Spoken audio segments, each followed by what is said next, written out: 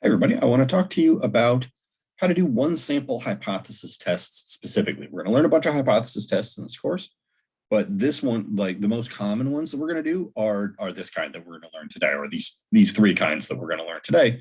So let's get started. So first, I want to start with just the basics of what steps we're going to do. Like, this is going to be a more practical rather than theoretical discussion of hypothesis testing. So the steps that we want to do, why does it always do this? Puts my name right there. I wish I wouldn't do that. Okay. So the steps we're going to do are these. So the first step here is probably the most important one. I don't know. There's a lot of, you've got to do them all. So I want to emphasize that reading the problem more than once is going to be pretty much required. It's putting my name up there again. This is driving me nuts. Like, it says Jeffrey Gray right by my name, or right by my picture. Yeah, I know it's me. Thank you. All right, it won't let me get away from it. All right. Maybe. All right, good. Sorry. Anyway, read the problem at least twice and label the numbers. So we're going to do that every time. And I want to emphasize that reading the problem more than once, it's really critical.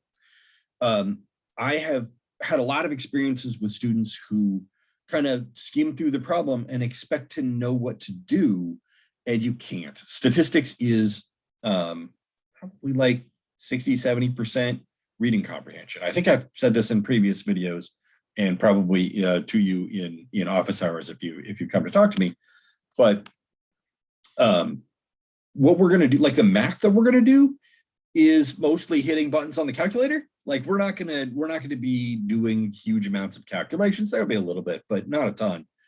And so we have to know what we're doing and why we're doing it more than anything else. And where that's communicated, of course, is in the problem itself. So we really want to make sure that we're reading the problem at least twice. And specifically, like, you can certainly read it more than twice, but you need to read it once to just get a general idea of what's happening, and then another one to drill deeper and look for specific things that will tell you what to do. So, like, I'm not saying just twice in general is always the way to go, because that's some magic number. No. There's like, you skim it once to get the basic idea, and then you read it more deeply again, so you can concentrate on the stuff that you need to drill deeper into. So twice is my recommendation. More, if you are not able to label the numbers, I'll correct it the first time. Anyway, that's enough ranting about that. So after that, you want to identify the type of hypothesis test that you're going to do, which labeling the numbers will help you with, and kind of identifying the type and labeling the numbers sort of go hand in hand, right? This is step 1 and 2. They're both kind of step 1.5, right? Like, where you're going to maybe identify the type of hypothesis test from a couple of factors, and that'll help you understand what the numbers are, and you're going to label the numbers, and that'll help you understand what type of hypothesis test you're doing. So it's not so much like do one, then the next. It's kind of do those things together. And then we kind of start the actual hypothesis test, like start the process of doing the test. So we got to start by writing hypotheses. You absolutely must start with hypotheses. If you don't, there's no, like, you can't do anything else, because we're going to need those hypotheses to tell us what to do. We're going to, once we've written the hypotheses, we want to figure out what the null distribution is. We're going to base that off of the null hypothesis. That's why it's called the null distribution. So you have to have your null hypothesis written at this point. And then you'll use whatever theorem or formula we have for figuring out what the null distribution is. Currently, that's basically the central limit theorem, right? It's either central limit theorem for means or the central limit theorem for proportions. Those are the ones we're going to be using in this video. I'll do a little bit of binomial at the end, but it's mostly just central limit theorem. So make sure you got those theorems nailed down, including the assumptions, which we'll talk about in a couple of these examples. Then provide yourself a visual aid once you know what the null distribution is. Sketch it, shade in your p-value. So when I say shade in your p-value, what you're going to do once you sketch the distribution is you're going to put your statistic on the distribution. And then once you put your statistic on the distribution, figure out from the alternative hypothesis which direction you should shade, maybe left or right, or both directions, or left or right, or away from the middle. And we'll figure that out as we go along. but that visual aid will make it very difficult for anything to go wrong past this point. I think I've probably told you guys this before, but the most common question I ever got when I was working in the math lab, showing people how to do stats is, how do I calculate the p-value? And the answer is, you shade it in and then you just find the area, right? However you go about finding that area, it depends on the sampling distribution. But we're probably going to use some CDF function or the .dist function in Excel or Sheets if that's the one you prefer, right? But once you understand that, like, oh, we're just looking for that thing, for that area I just shaded in, then it's just a matter of doing the things we've done before, right? Normal CDF or TCDF or whatever one we happen to be using at the time. All right, once you do that, once you found the p-value, compare it to alpha, make your decision. If alpha is smaller, or excuse me, if the p-value is smaller than alpha, we're going to reject the null hypothesis. If it's not smaller, we're not going to reject the null hypothesis. And then put that in plain English. As always, it is really important that you say things in plain English because most people don't understand statistics.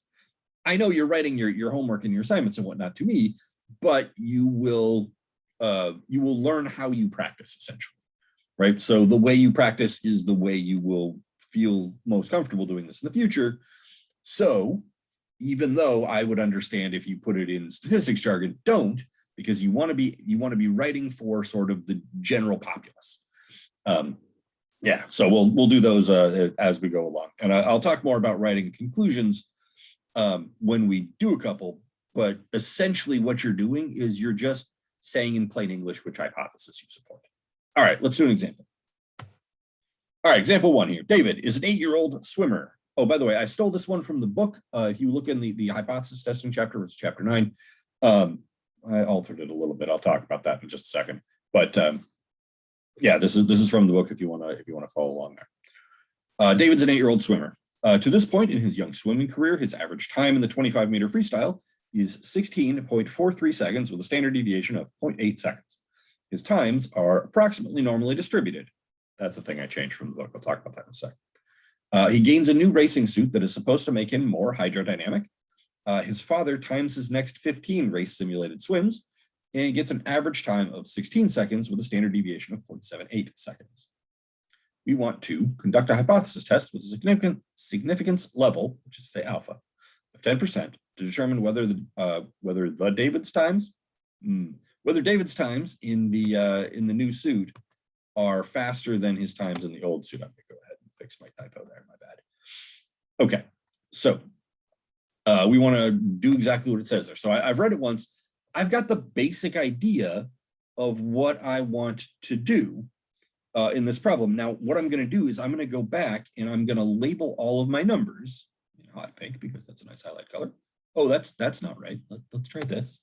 We're going to draw in hot pink instead. Okay. All right, so I want to identify which numbers are relevant to us. 8 is not a relevant number. That's just how old David is, not for our hypothesis test. The 25-meter freestyle, that 25, not relevant to us. It just tells us what race he's doing. Things that are relevant to us are his times. 16.43 seconds. So I'm going to determine from context here that is his population mean time to this point, right?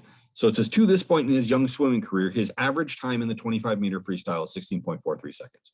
That is saying that in general, of all of the swims he does, the average is this, 16.43 seconds. That tells me that this is mu, it is a parameter, because we're talking about over all the things that he does. So this guy's a mu. With a standard deviation of 0.8 seconds. So that is sigma, because that's the population standard deviation for the same reason that the first thing was mu. Okay. These times are approximately normally distributed. So I want to emphasize something that the book didn't do in case you're following along here. The book doesn't tell you that the times are normally distributed. That turns out to be a problem. It's a problem because, well, let me read the next sentence or 2 sentences down. His father times his next 15 race simulated swims. So I hope it's clear that that is N. That's the sample size.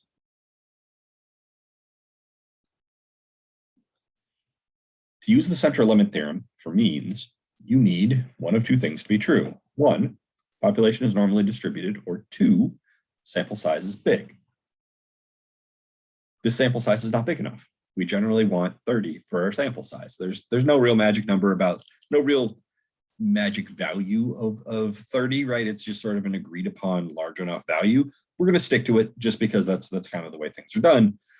And this sample size is significantly smaller than 30. So to use the center limit theorem, which we're eventually going to want to do, we would need to know that his times are approximately normally distributed in general. The book did not state that.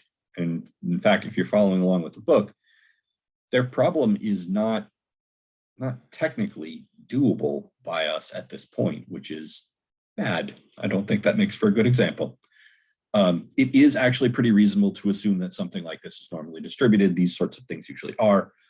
So we're just going to assume that, or the problem says that his times are approximately normally distributed, so we're just going to go with that assumption. I don't want to say too much more about that. So his father times his next 15 race simulated swims and gets an average time of 16 seconds. So there's another number that's relevant to us. It's the 16. And what you can tell is that this is specifically talking about the next 15 swims, which is our sample. So this is a sample mean because it's a mean about the sample. This is a statistic, right? And so sample mean is X bar. It's the symbol for sample mean, with a standard deviation of 0.78 seconds. So this is a sample standard deviation, which is to say it is S. I'll just label it right there, S. We're going to conduct a hypothesis test with a significance level of 10%. So that is alpha. Remember, significance level is just another name for alpha, our probability of type 1 error. And we want to determine if David's times in the new suit are specifically faster than his times in the previous suit. Okay. So there was our deep dive on where all the numbers are, right? That's very important to do that. So we've got everything labeled. I will say this. Most statistics problems, at least most hypothesis testing problems, come in a form that looks like this, right? It's a big paragraph and it's full of tons of numbers and possibly extraneous information that you have to sift through, right? Like, do we care that it was his father who was timing him? No, not at all. That's irrelevant to what we're doing. So you have to watch out for what we care about and what we don't care about. And instead of trying to throw out things that we don't care about, it's much easier to specifically identify the things we do, which is usually the numbers, right? It's usually the numbers and maybe the last sentence that tells you what the hypothesis test is about, right? We're gonna refer to that. Okay, so that's step one done. Step two, I want to figure out what kind of hypothesis test we're doing. We currently know 3 kinds of hypothesis test. Test of means with where we know the population standard deviation, test of means where we don't know the population standard deviation, and test proportions, right? That's all the sampling distributions we currently know, essentially, right? Either a normal distribution, a t distribution, or another normal distribution. So this one, what we have is we have sigma. We know the population standard deviation. So that's the one we're going to use. We're going to be doing what your calculator calls a z-test, what I would call a one sample z-test. I think it's what I call it on all my documents. We're not doing a t-test here because we don't need to. The z-test is better than a t-test in general. It's just that you usually can't do them because you don't actually usually know sigma. In this particular case, we're comfortable knowing sigma, right? We have all of David's old times. We know what the standard deviation is up till now. It's reasonable to assume it will be pretty similar going forward. So it's okay to use that as our population standard deviation. So let's go figure out what we want to. Where's my mouse? Sorry, I lose it all the time. I swear it's white on white here, and I'm apparently getting old.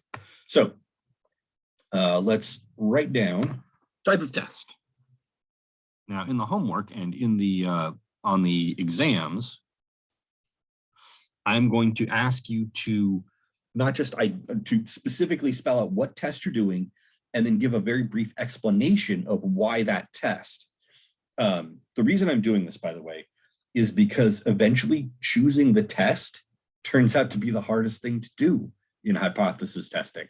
I know that sounds ridiculous right now, but it is true. We learn a bunch of hypothesis tests.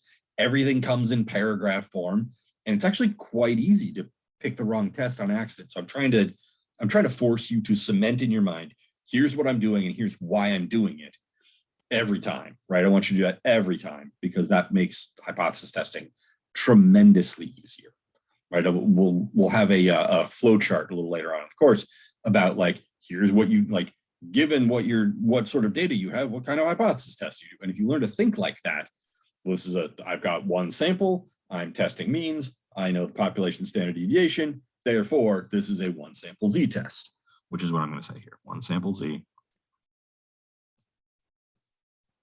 That's not a letter at all, one sample Z. We have one mean, and we know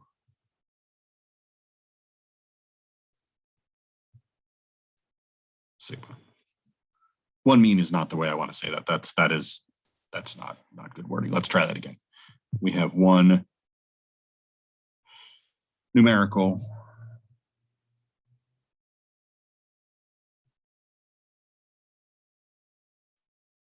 sample. I need the word sample in here. Sample. All right, there we go. And we know sigma, right? So when I ask for an explanation of why you're doing your test, when I say, please, briefly explain why that test, this is what I mean. Just specify, we've got, how many samples did we take? In this case, one. And in fact, in all of the ones in this video, just one. We're not doing multi-sample yet. We have one sample. The variable is numerical, and then depending on what you do after, there's a variety of things that can be asked after that. But for us, once we know it's a numerical variable, we either know sigma or we don't, and that determines the test. So we know sigma, so we're doing a one sample Z test. Okay, let's write hypotheses and calculate the null distribution. So the null hypothesis and the alternative hypothesis go here. Now, I usually find it easier to write the alternative hypothesis first and then build the null hypothesis off of that. So let's do that. So the reason I find it easier to write the alternative hypothesis first is there's usually a thing that you think is happening in the problem, right? In this problem, for us, we think that David's times are going to go down, and we want to prove that. So the thing that we want to prove, or we want to provide evidence for, is that David's times are going down. And so that's what the alternative hypothesis is, and the null hypothesis is just the opposite. So the alternative hypothesis is that David's average time, his population average time, is decreasing, right? It is now less than 16.43 seconds. Right, so a thing that you want to be really clear about here is this mu is referring to David swimming in the new swimsuit, right? And so we think that when he swims in the new swimsuit, that his times will be lower than they were previously, right? And previously they were 16.43. So the opposite of that is that mu is greater than or equal to. Mu is greater than or equal to 16.43. And you certainly could write this as mu equals 16.43. That wouldn't cover all the possibilities, but it's fine. Mathematically, that's all we're going to use anyway. So let's go quickly review the steps, see where we're at. We've written some hypotheses. So I want to determine / calculate the null distribution and sketch it and shade in the p-value. So let's do that on the next page where there's a little bit more room. So let's write the distribution in black. So our distribution looks like this. It's normal distribution. It's got a mean of 16.43. 16.43. Our data, or excuse me, I need to state what the standard deviation is. So this is n normal distribution with 16.43 for the mean, and a standard deviation of 0.8 over the square root of 15. Remember that we're talking about the sampling distribution, right? The null distribution here, not the population distribution. That is an absolutely terrible data. I'm going to rewrite that. There we go. And the central limit theorem tells us that the sampling distribution in this case is sigma, so 0.8 divided by the square root of the sample size, which was 15. a thing I want to point out here is you might notice that I didn't use S. I actually haven't used X bar yet, although I'm about to. X bar was 16. That goes on here. Now it's relevant to say this. You might notice that I didn't use S, and that is the correct thing to do. I am ignoring S because all S does is give us an estimate of the population standard deviation so that we can use the normal distribution. Well, that's the adjustment from normal distribution to t-distribution, is that we're only estimating the population standard deviation rather than actually knowing it. Well, we actually know it here. So I don't care about S.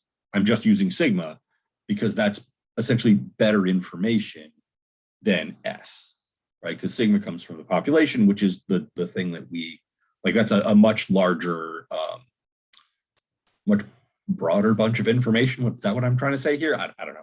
It's better information than just S, which just comes from a sample. So this is what we've got here. Yeah, so I've got my X bar of 16 on my distribution, on my null distribution. And so I'm just going to shade in the p-value. So let's see what direction I should shade. So p-value, or so the direction is to the left here, because my alternative hypothesis is that mu is less than 16.43. So I'll be shading less than my sample mean. And then I want to find that. So that's the p-value. Let's circle this. That is my p-value. Now, a thing I would really appreciate if you guys would do on your exams and homework is to then include the calculator or computer function that you're going to use to find it. So for me, I'm going to use normal CDF. So normal CDF. And then we'll also do this on sheets very briefly. CDF of minus infinity up to 16 with a mean of 16.43 and a standard deviation of 0.8 over the square root of 15. And you can certainly calculate that, get your decimal approximation if you would like. I'm not going to bother. I'm just going to leave it like that, slightly more accurate anyway. So that's what I'm going to do. So that is not the greatest wavy equal signs, but good enough. Let's go to the calculator. There we go. So we're going to do normal CDF. CDF minus infinity up to 16 with a mean of 16.43 and a standard deviation of 0.8 over the square root of 15. Close parentheses and paste. 0.0187, let's say. All right, so let's go back here and write that in. Not equal to 0.0187. So I'm going to take that number and I'm going to compare it to my alpha. I don't remember what alpha was for this problem. We say alpha of 10%. Okay, great. That is less than 0.1, which is 10%, of course. So therefore, we're going to reject the null hypothesis. Not.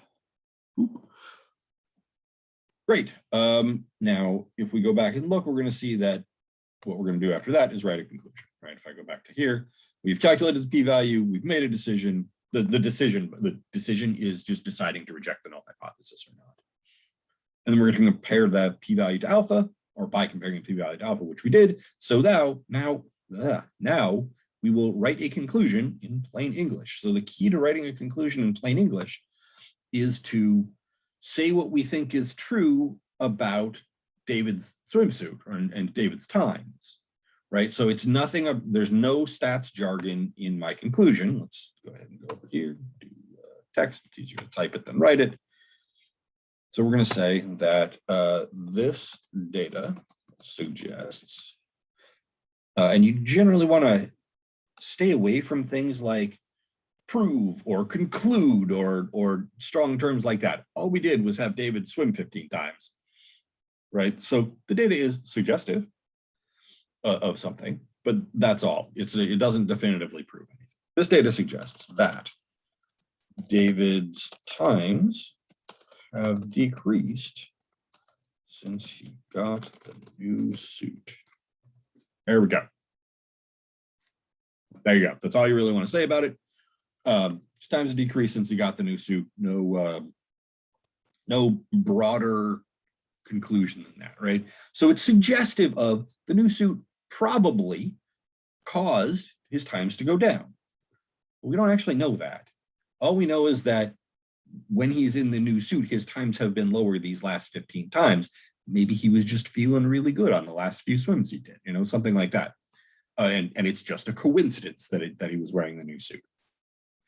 Probably not, right? Like, we have a good reason to think that the new suit is causing the times to improve, but we don't actually know that. All we did was we said this sample had a lower average time than his previous times, or than his previous average times. There could be a lot of causes of that. We think we know what the cause is, but try to stay away from boldly overstating the conclusions that you can make, right? I'm just going to say what we do know. Data suggests his times have decreased since he got the new suit. End of story. Okay, I want to show you how to do this sort of the easy way. I don't know why I air quotes that. It's the actual easy way on the calculator. That didn't deserve air quotes. Let's go look at the calculator.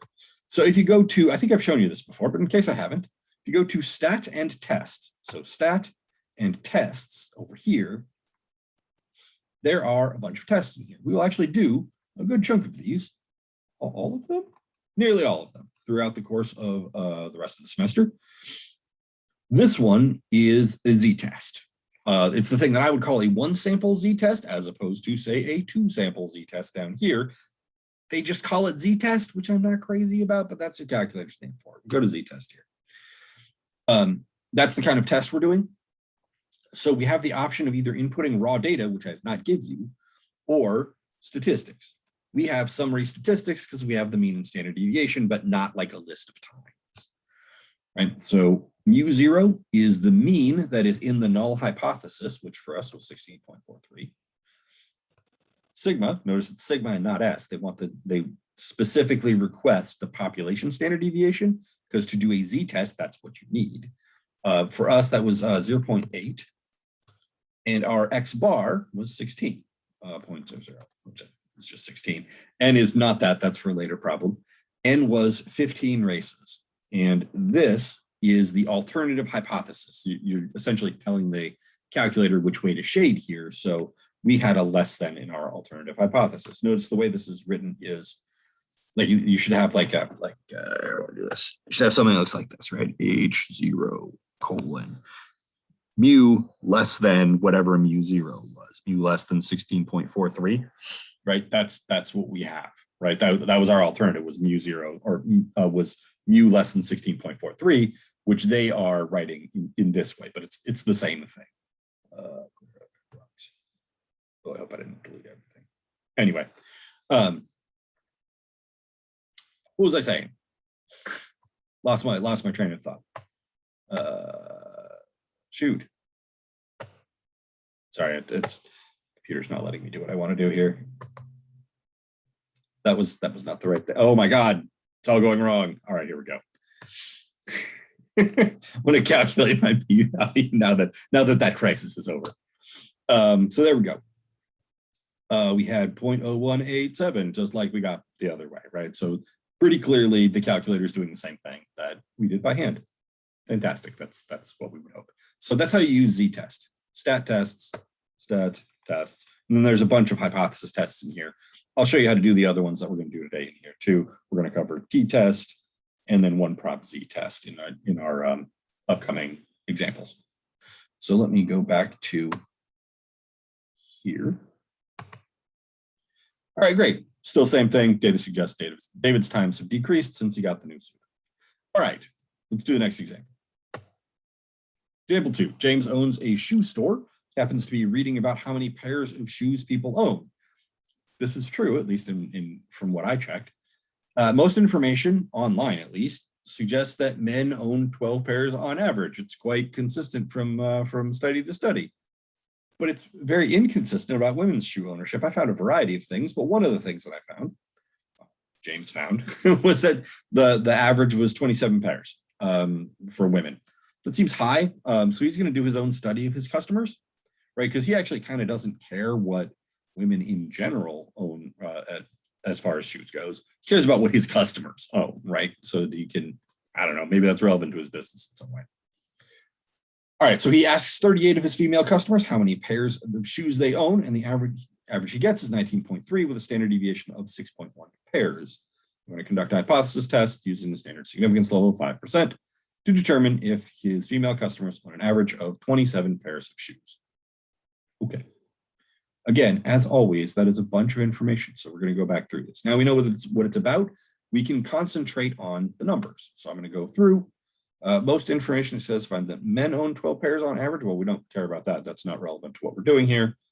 He finds a seemingly reputable study saying that the average for women is 27 pairs. So that is stated as an overall average, right? A sort of global average. So it's the population mean, or it's at least the hypothesized population mean.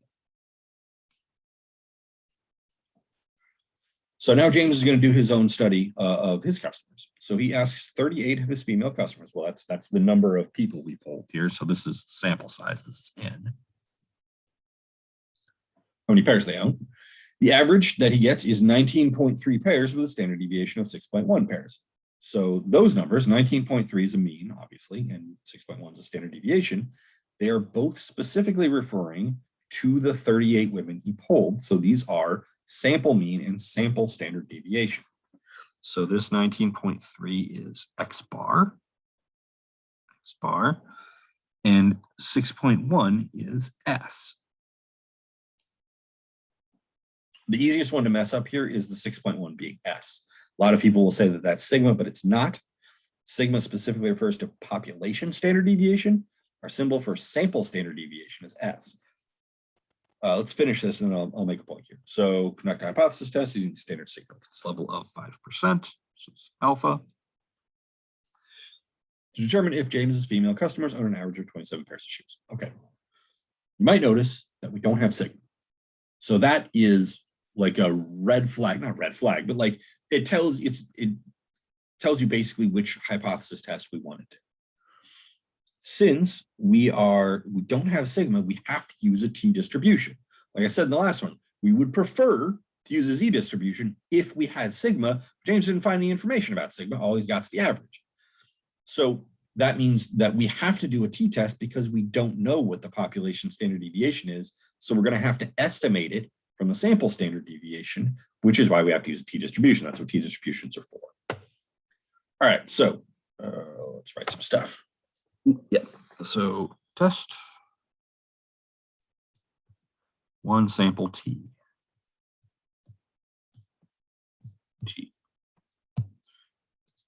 We have one numerical sample.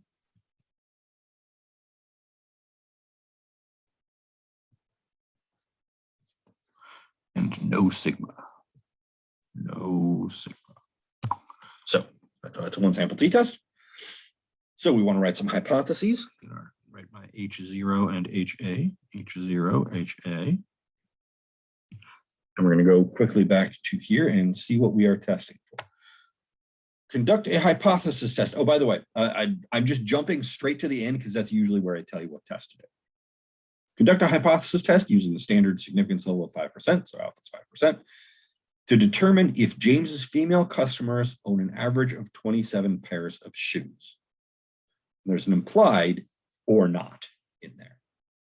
So, absent other information, we would believe that they own 27 pairs of shoes, or that women in general own 27 pairs of shoes. So it's probably the case that James's customers own 27 pairs of shoes.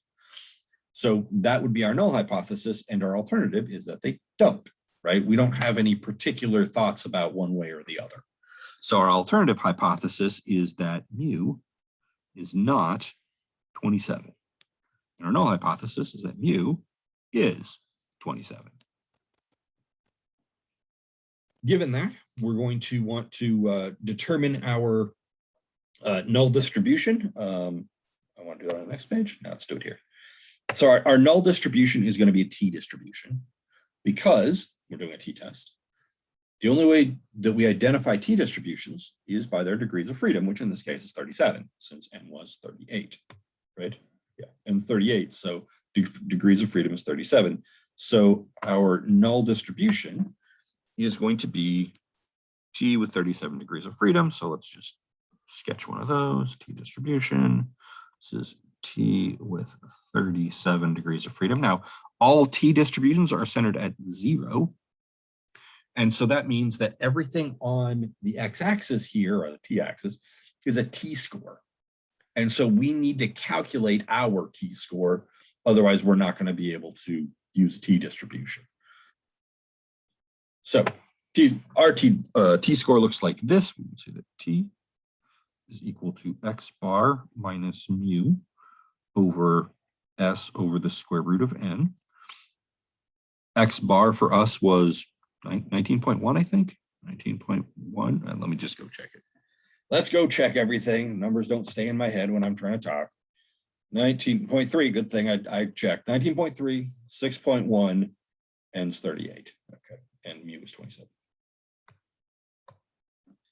0.3 minus 27 over s was 6.1, and n was 38. 38. So we're going to go jam that into the calculator. See what we got. So calculator, still got the last problem on there. Second, quit. Okay. So we had, don't forget to use parentheses when you're doing this. It's very easy to mess this up. A lot of people don't use parentheses and end up botching the problem. You get the wrong number for your key value. Divided by s, which was 6.1 divided by the square root of 38, and that's 38, not 37. It is the sample size, not the degrees of freedom. Negative 7.7813. Now, you want to be pretty precise with this. I don't think it's going to turn out to matter, but in general, go several decimal places. Don't make this negative 7.8. That's too imprecise. I'm going to go 4. That's a good safe number. Negative 7.7813.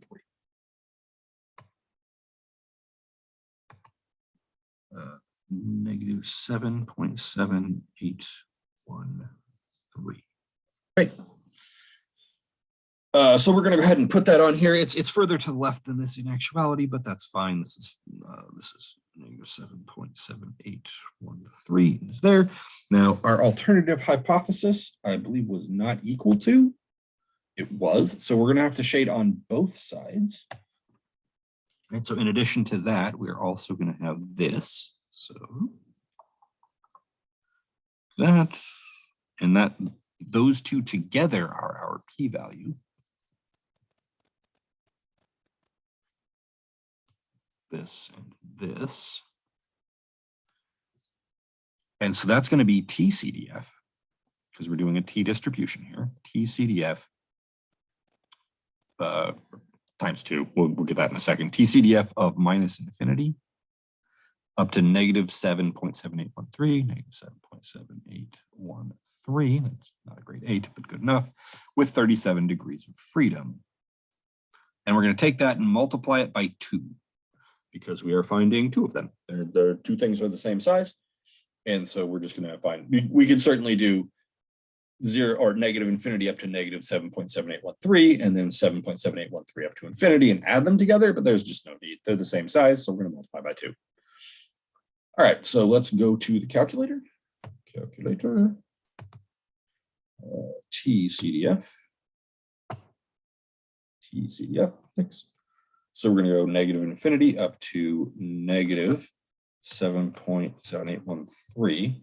And let me point something out real quick. You can see down here, I've got my keystrokes recorded. So the negative sign that I'm using to turn this thing negative is this one right here, not this one. Calculator's kind of dumb about this, to be honest.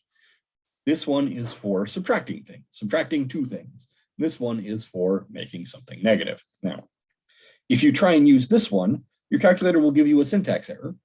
And if you try and use this one, it'll work fine.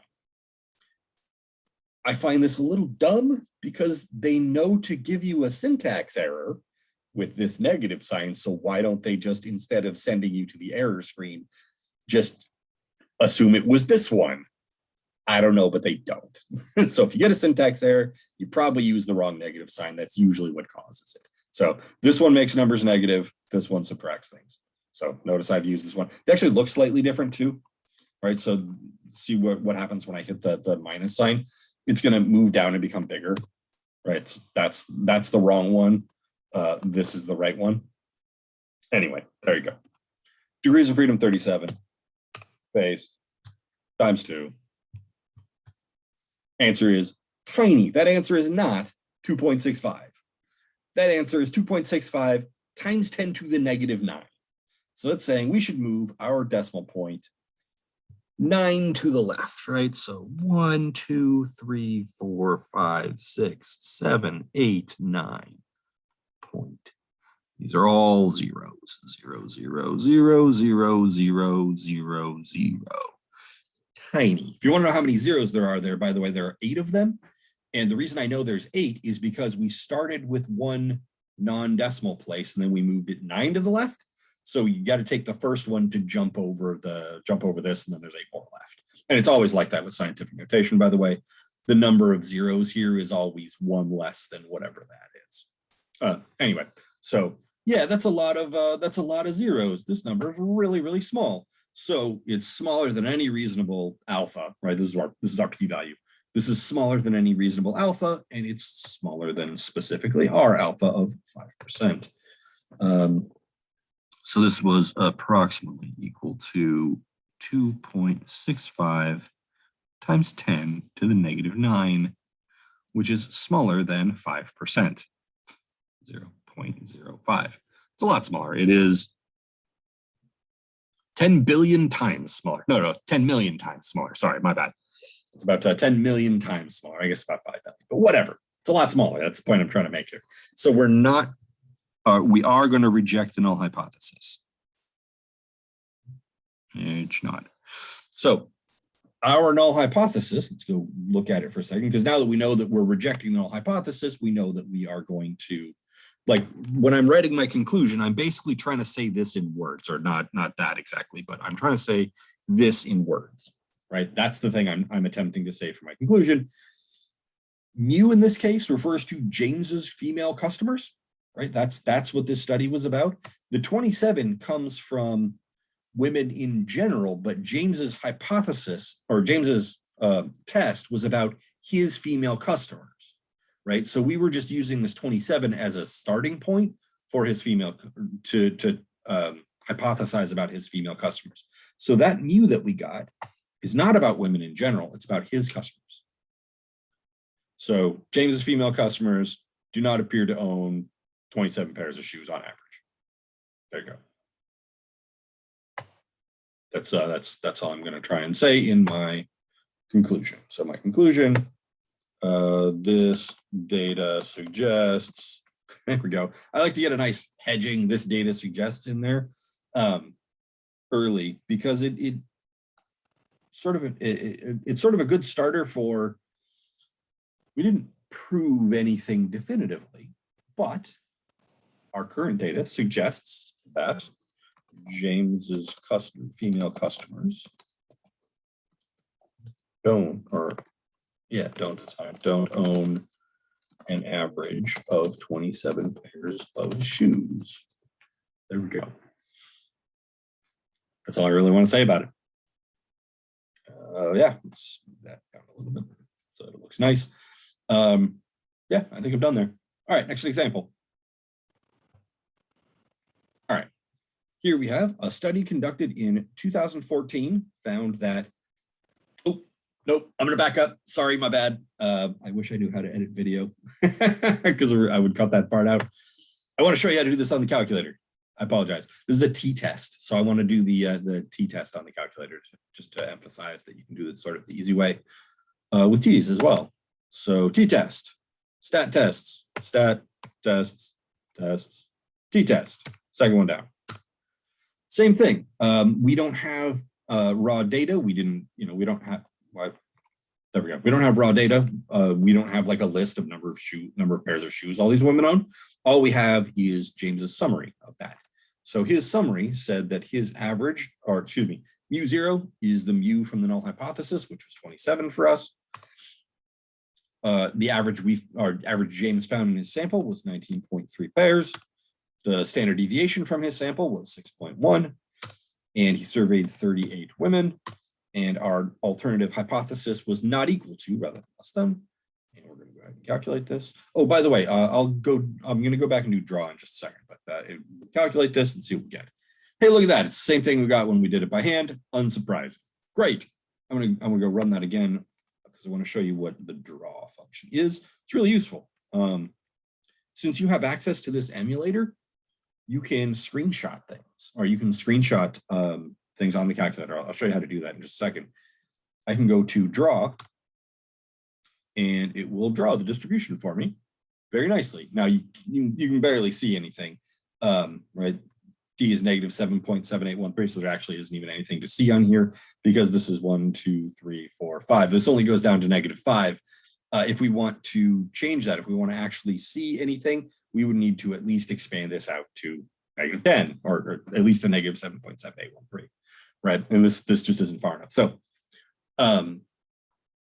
there's not much to see in the draw, but the draw function is really nice because it gives you a visual aid. And so I've requested on your homework for you to put in, or for you to like digitally include a screenshot of the distribution. If you want to do it by hand, like you want to like print out your thing, or maybe draw one by hand and then scan it in shade, that's fine. It's actually more convenient to do this though.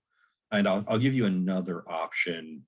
I guess not necessarily for T distributions, but I'll give you another option for normal distributions in just a second, which is a Desmos link that I've made. So anyway, the draw sketches the distribution for you, which is great. Tells you what the p-value is, and it tells you what the t-score is. Notice that it just says the p-value here is 0. It's not actually true because it's just rounding it off to 0 because it's so small, right? We found 0.0000265. Calculator just says, nah, that's close enough to 0. We're just going to say it's 0. Don't be misled by this. The p-value is not actually 0. It's just tiny. So we can do the t-test using the calculator. And again, I encourage you to do so. Although you do want to get in the habit of doing it all out, like sort of the several laborious steps, and not just jamming everything into the calculator. I guess I'll have a minor rant here. It's very easy and seems like, or it's very easy to jam it in the calculator. And if you do that, it can be very hard to tell if you're right because you're not that good at doing hypothesis tests yet because you haven't practiced all that much yet. And it leads to a lot of confusion if you do that. So for the first few, and by the way, later in the semester, I will stop demanding that you do all this stuff. But for now, do all of the steps, write out hypotheses, specifically identify the test. Those are really necessary, even if you are just doing it by calculator.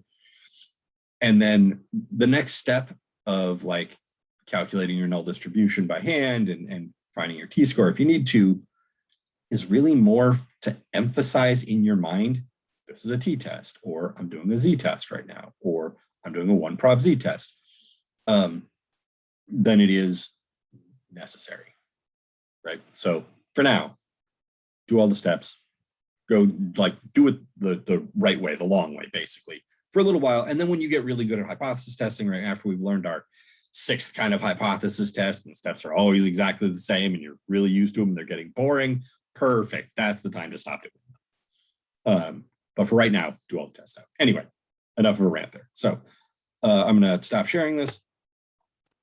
That's not the right thing. I don't want to stop sharing it. I want to go to the whiteboard. Write my conclusion. Data suggests James's female customers don't own an average of 27 pairs of shoes. Or you could write that as the number of pairs of shoes that James's female customers own differs from 27, if you want to say it in a really awkward manner. But yeah, there you go. Okay. Now I'm actually done with this problem. Let's do the last one. All right, example 3. Study conducted in 2014 found that in couples about to get married, 71% of the grooms were older than the brides. Same-sex marriage became legal nationwide in 2015 with a Supreme Court decision, amid much hue and cry about how it would destroy traditional marriage.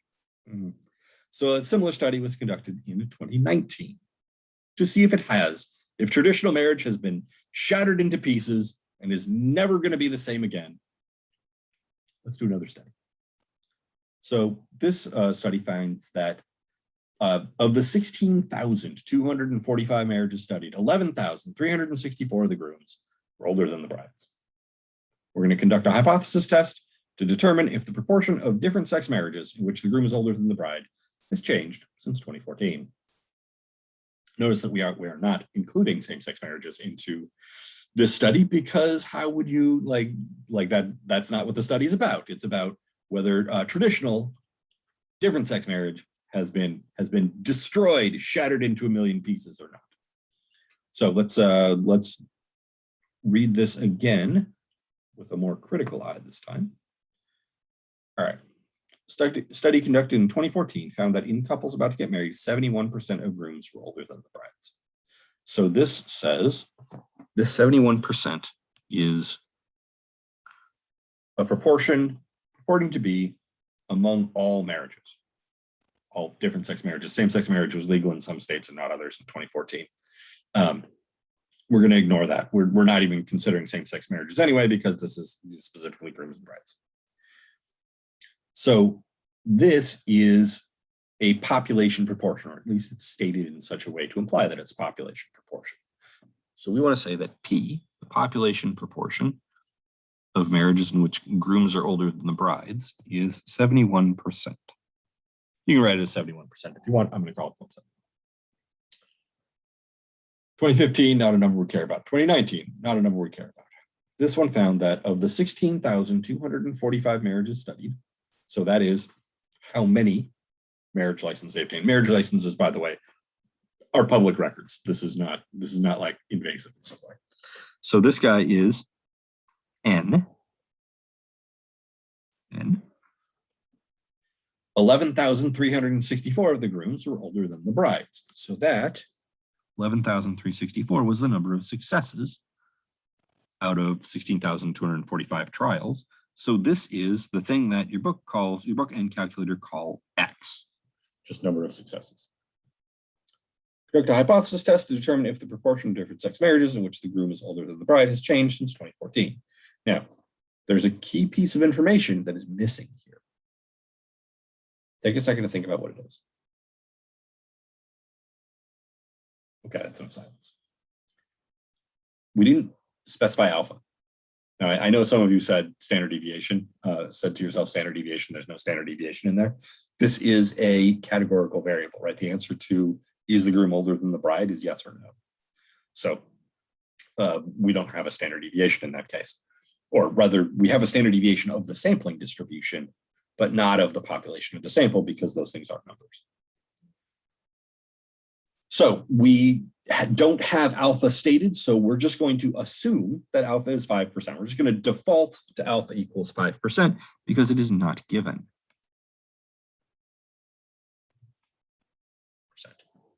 So because that's missing, we just default to 5%. That's the general rule. Okay, so this is actually all the information we need. Let's go specify what test we're doing. I think it should be pretty clear at this point. So test is going to be a one proportion. I'm going to call it the same thing your calculator does, one prop Z test. We have one categorical sample.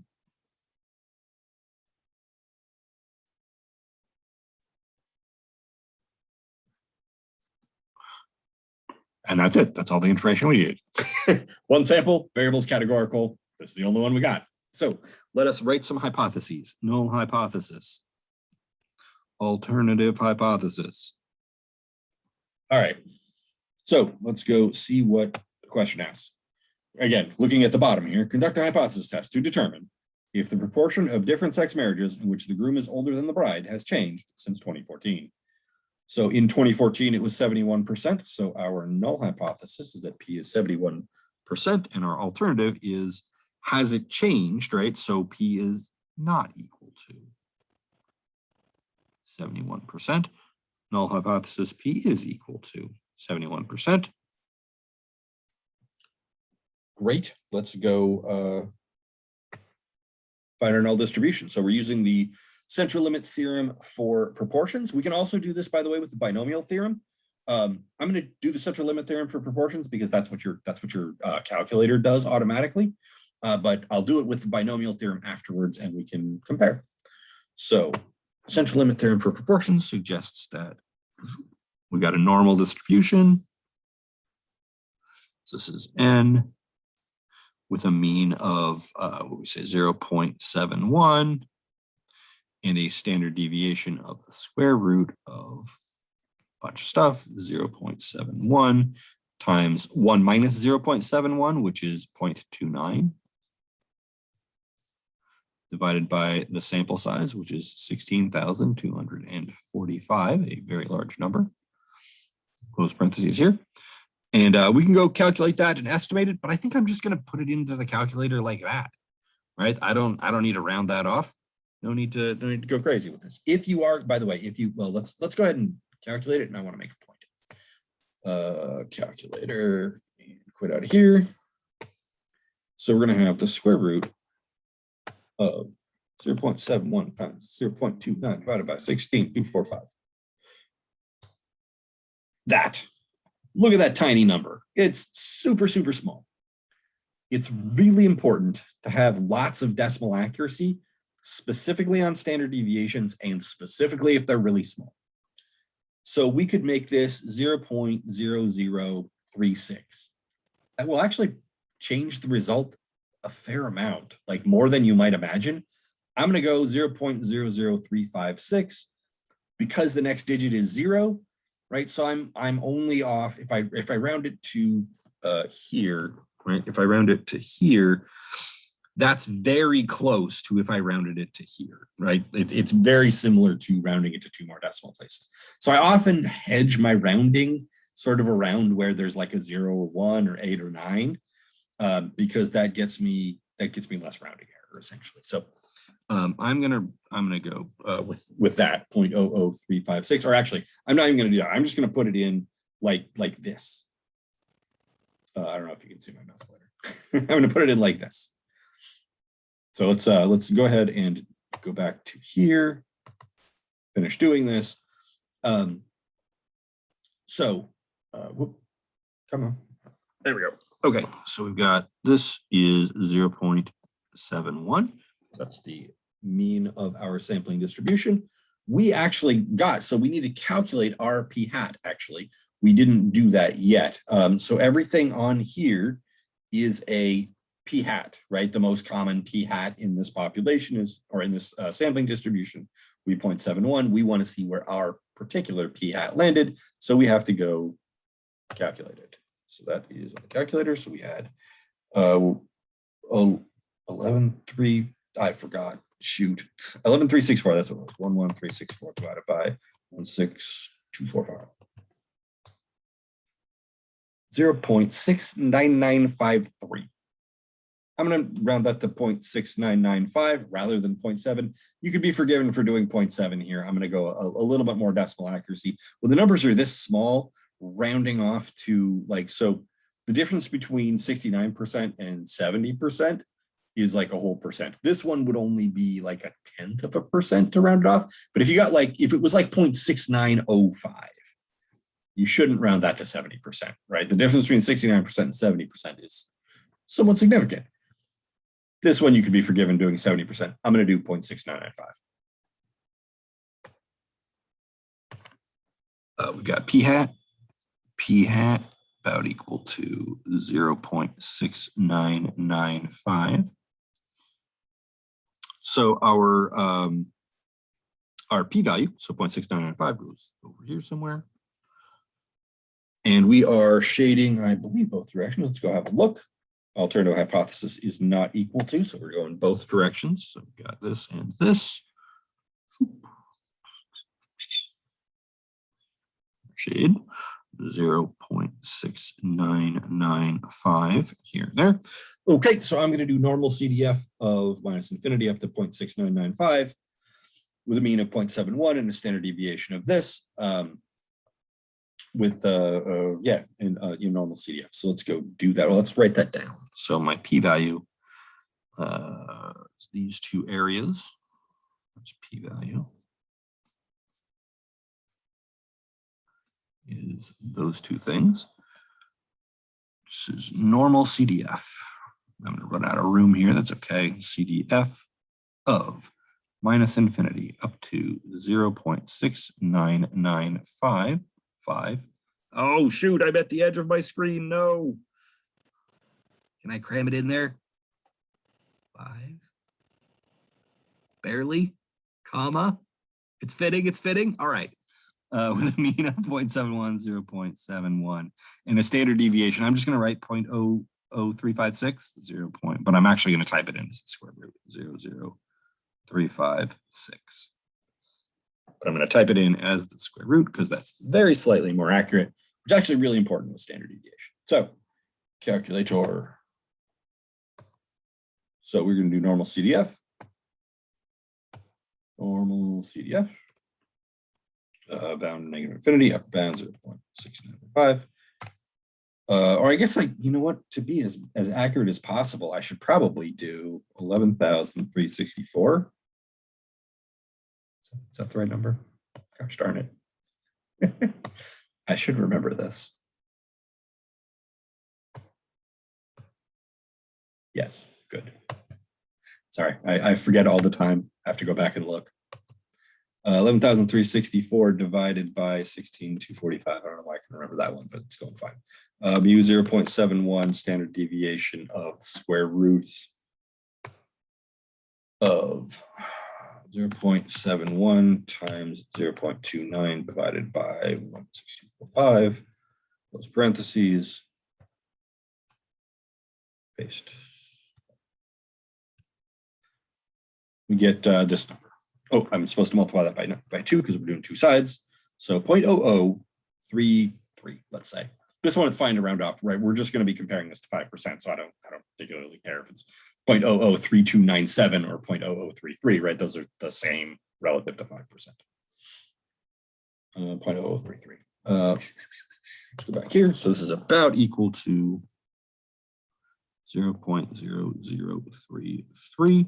Reject the null hypothesis because that number is smaller than 5%.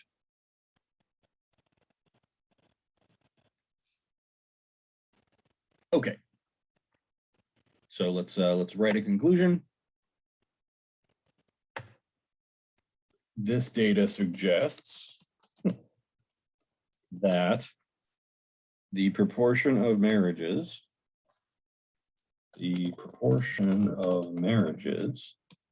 different sex marriages,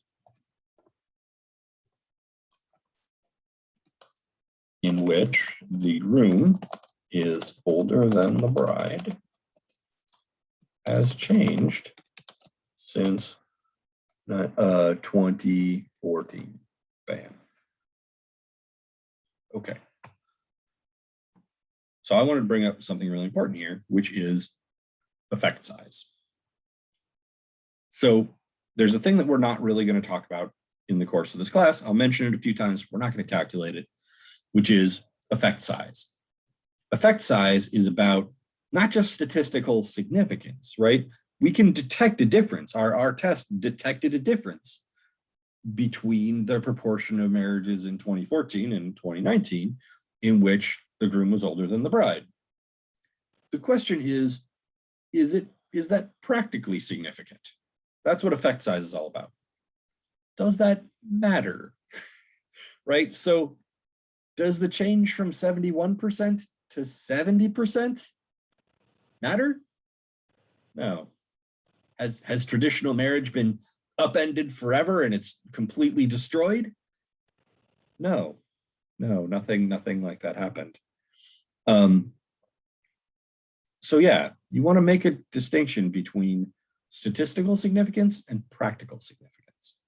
And the statistical word for practical significance is effect size, right? How big was the effect, as opposed to does the effect exist, yes or no? It appears that we found a difference. This seems to be an actual difference. Because our sample size was so large, we're actually reasonably confident that the proportion has changed, at least between those 2 years. Maybe it's just coincidence that those 2 years we picked, but it seems like we actually detected a difference.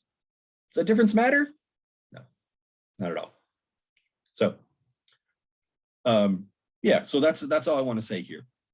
In your conclusion, like I think it would actually be entirely reasonable to say something like, this data suggests that the proportion of different sex marriages in which the groom is older than the bride has changed slightly since 2014. I think that's a fair conclusion. I didn't put any qualifiers in there though. So yeah, that's basically all I really want to say about one sample hypothesis testing. So let me go back to the beginning here and briefly sum up, and then we'll call it a video.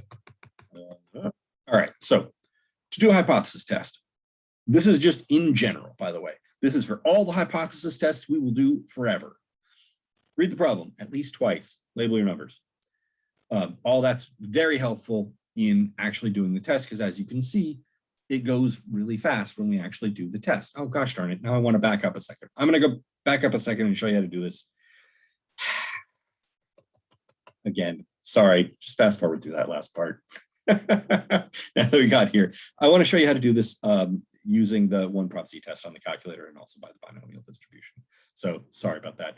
Let me go back to the calculator real briefly. So calculator, one prop z test. So same place as the other tests, stat test, one prop z test, one of my favorite tests to do on the calculator because it's incredibly simple. P0, proportion in the null hypothesis, is 0.71. X and N are already conveniently in there. Why are those in there? I don't know. Oh, I do. Sorry, I did this test before I started the video. I apologize. That's why it's still in there. It's not when yours doesn't show up, even though you typed in all the stuff you saw me type in. Don't be surprised. It's because I did this previously. And we have not equal to. So let's calculate this. Oh, hey, look at that. It's exactly the same as we got when we did it by hand. Who would have thought, right? Amazing. So let's go do binomial and see how that works. So for the binomial distribution, we would want to know what's the probability of getting, or 2 times the probability of getting 11,364 or fewer people, or fewer marriages. So you still have to, sorry, let me go back to the whiteboard for a second.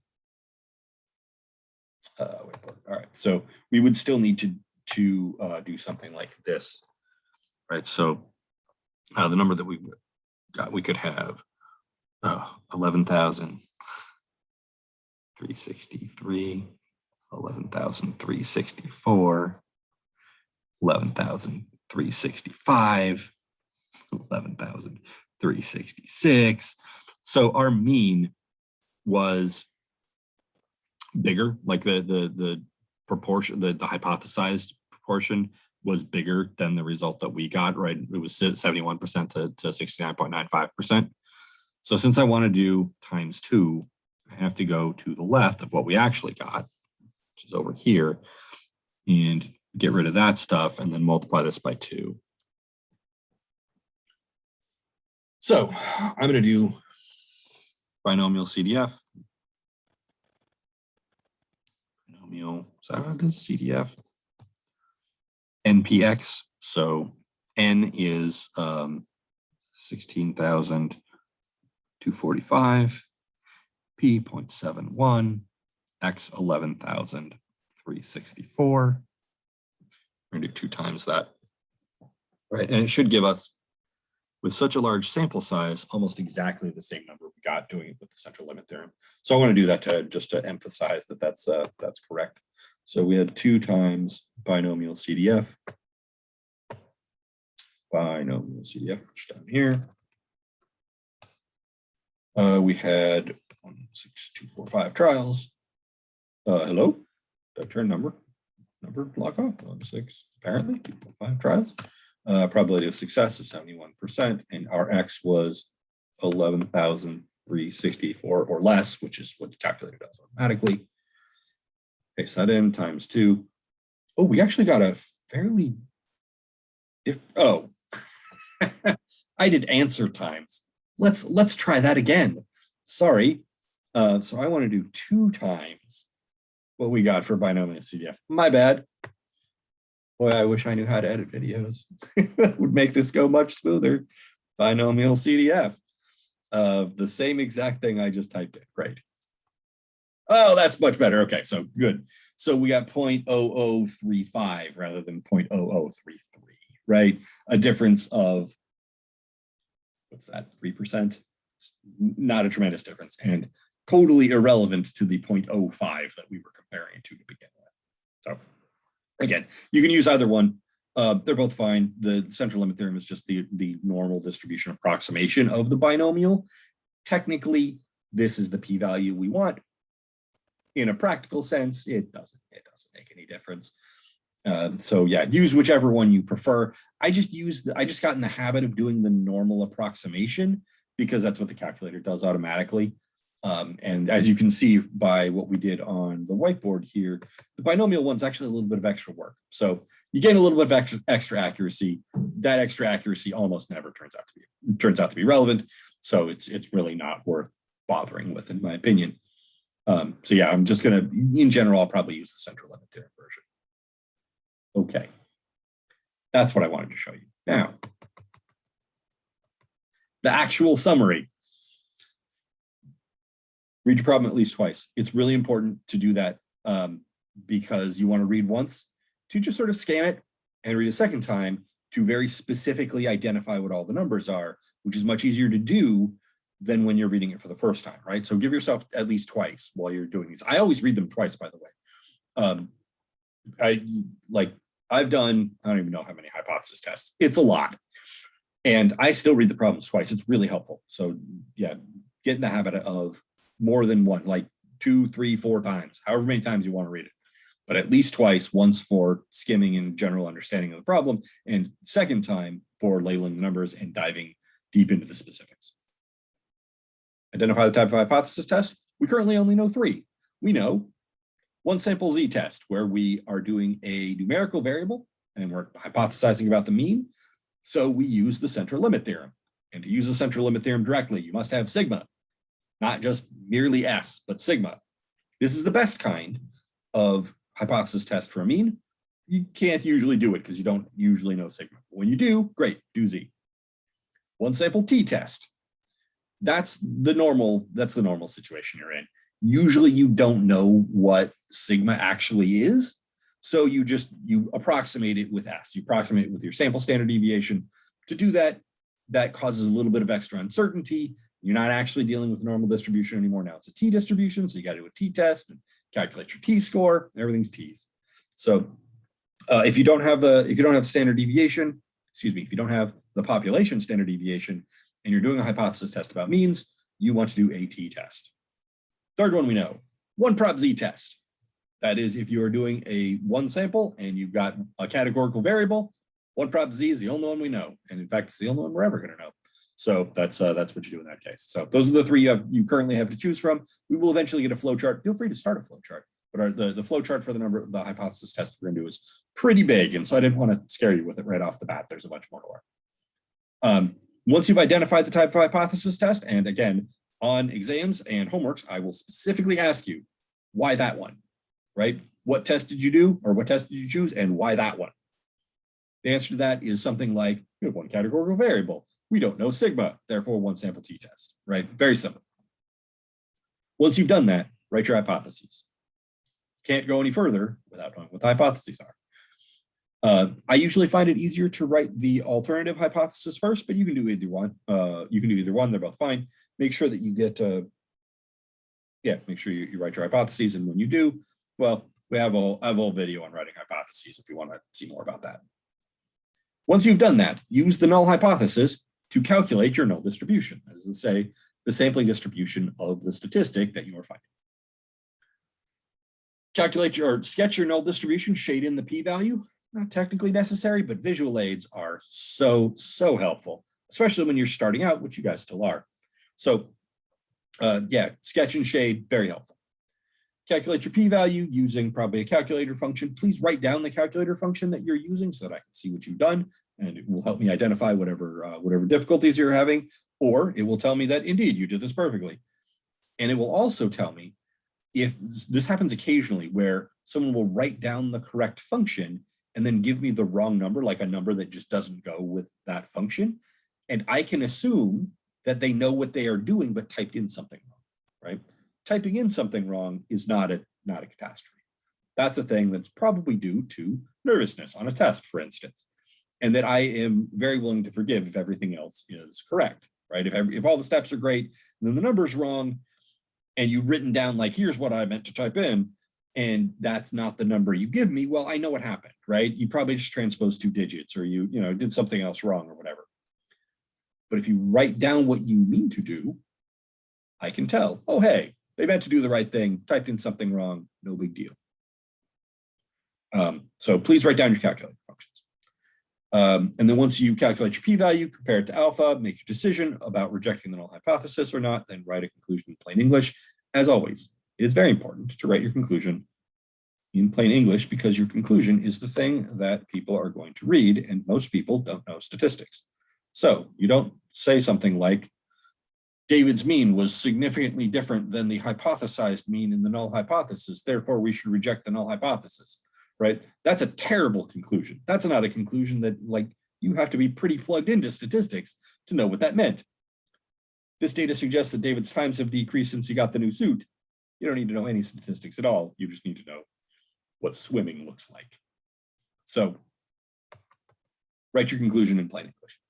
And that is the last thing I want to say about hypothesis testing, or one sample hypothesis testing. So I will go ahead and call it a video right there. And I will see you guys in the next video.